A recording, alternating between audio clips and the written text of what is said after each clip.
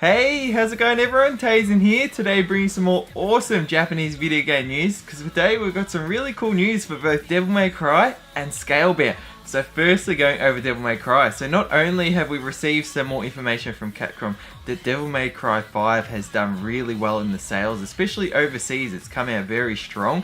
We've got a brand new announcement that Devil May Cry 1, the original game, is coming to the Nintendo Switch. This is awesome. I do have some gripes with some of the information I'm going to go over, but we've got some really cool things regardless. So firstly, this was revealed in a tweet on the Devil May Cry Twitter channel. It was revealed as relive the adventure that introduced the legendary Dante to the world with the original Devil May Cry coming to Nintendo Switch this summer. So this is summer in the Northern Hemisphere, so it's coming out mid-year this year. That is awesome, and we've got the image, the classic image of Dante looking at the windowsill with his gun, ebony and ivory there. Now, what is really interesting that this game has only been announced as a standalone so far. We didn't get an announcement of the Devil May Cry HD collection, and I thought that would be perfect for the Nintendo Switch, especially given we've seen the game come out on the PlayStation 3, the collection, then very recently on the PS4, and I thought with Devil May Cry 5 coming out doing so well, this would be awesome coming out on the Nintendo Switch and would work perfectly given their HD remasters of PlayStation 2 games.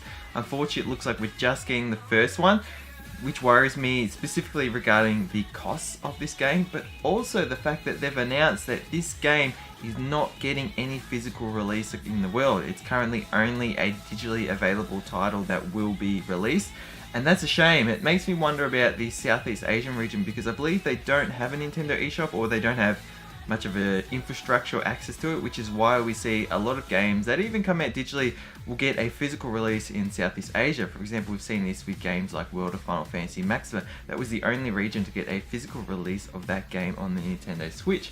So it'll be interesting to see what happens there, but again, price-wise, I'm interested to find out, because they're just selling this standalone, will they mark the price up a little bit more, as opposed to with a HD collection.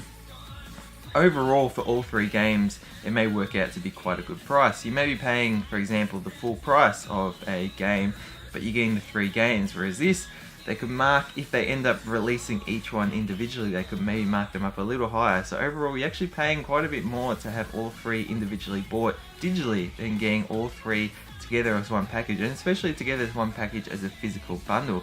So that's interesting, but regardless, I'm excited to sort of see, how this game will play. We've got some images here, just some things of Dante, Trish, we've got Mundus there, we've got some gameplay images too, and we've also got the official website opened up now, so you can go and have a look at the website for Devil May Cry Nintendo Switch port, and that may slowly update with some more information on this game. But yeah, really excited to see that it's coming to Nintendo Switch, and it'll be interesting to see the feedback and reception to this, and whether maybe down the track they will release a HD collection for this. And next, moving on to Scalebound. So this is a game that was unfortunately cancelled for the Xbox console. This was being developed by PlatinumGames with Microsoft Studios, and unfortunately it just didn't come to light. This was one of the games I was most anticipated for, and was the reason that I wanted to get an Xbox to play this game. Now, Platinum have recently spoken to VGC about the cancellation of Scalebound and also the potential future for it, or I should say lack of. So just going over some of the things that were discussed, studio head Atsushi Inaba said that both sides failed, and ultimately the game didn't do all the things that we need to do as a developer. Watching fans get angry at Microsoft over the cancellation wasn't easy for us to watch, because the reality is, when any game in development can't get released, it's because both sides failed.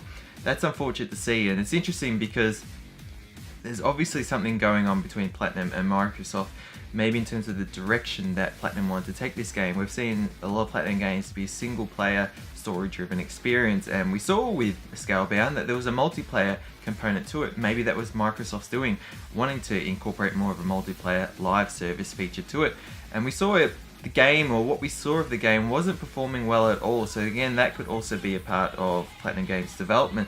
Could also be trying to incorporate these things and it's just not working. But we heard some information like there were some difficulties working with the Dragon AI and things like that. So again, complex scenario, lots of information we don't know, but it's interesting to read some of these things. And also, like he's mentioned here, I think there are areas where we could have done better, and I'm sure there are areas that Microsoft as a publishing partner wish that they could have done better, because nobody wants the game to be cancelled. And I think this was a big moment when this game was cancelled, because it did represent this this feeling in the gaming industry that we've seen a lot of games get announced very early, and we've seen not much of it. And then eventually they come out, and either they're delayed heavily, they're cut content from the game. And in this case, we saw the worst scenario where the actual entire game was cancelled. But it does put that worry in all of us that when we see these games announced early, could this be the outcome or potential outcome of that game? You know, it's something that I'm sure many of us have worried about with the Final Fantasy Versus 13, which did come out as Final Fantasy 15. Fortunately it came out, but we have seen issues with that game. Kingdom Hearts 3 was something that did come out, but it was announced very early and there were worries about that. And now with the Final Fantasy 7 remake, hearing rumours about, you know, issues between CyberConnect 2 and everything going in-house, and everyone just praying that this game won't get cancelled like Scalebound. I'm sure that won't be the case given how big of Final Fantasy 7 is, and especially given this is a remake of a beloved game. There's too much to lose for cancelling a game like that, but still it has planted more of a seed in many of us that this is ultimately a potential outcome going forward with games such as big games like Scalebound. And lastly, they mentioned that they talked about how it suggested that Scalebound could be revived as a Nintendo Switch IP, which we had heard rumours about earlier, but apparently VGC understands that there are no plans for a Switch revival, and in fact, Microsoft is the holder of the Scalebound IP. Now with that in mind, that does make it difficult. This may be something that could be revived going forward with the next generation of consoles, that being the PS5 and the next generation of Microsoft games. But who knows? It will all depend on the working relationship between PlatinumGames and Microsoft, how they could resolve the issues that caused the game to be cancelled in the first place, and ultimately money. You know, is this something that they're going to be losing more money than making more money? Because at the end of the day, that is actually what rules the industry. It is how much of a profit they can make, whether it's made out of a love or simply just to grab onto some cash. If it doesn't make the money, then it doesn't ultimately sit well at the end of the day. So it's about foreseeing that and logically working out whether something like that is possible, especially given money has been lost in the whole cancellation process. But yeah, they've lastly mentioned at the bare minimum, it's unique for us as a title in so much as we feel that we didn't do all of the things that we need to do as a developer, he said. There were a lot of painful lessons, but that helped us grow as a studio. And ultimately, that is the best thing that they can take from this experience, not just what they've created and the imagination and how they can basically take those things and put them into other games, but also the development side of it, how they can improve upon those areas and issues. But anyways, I'll leave it at that. Thank you so much for watching. Let me know your thoughts below on anything discussed, both Devil May Cry 1 coming to the Nintendo Switch and also the news regarding Scalebound's basically sort of troubled history, and also that it may not be getting any form of revival in the future. Anyways, thank you so much for watching. Hope you enjoyed, and until next video, stay spot on.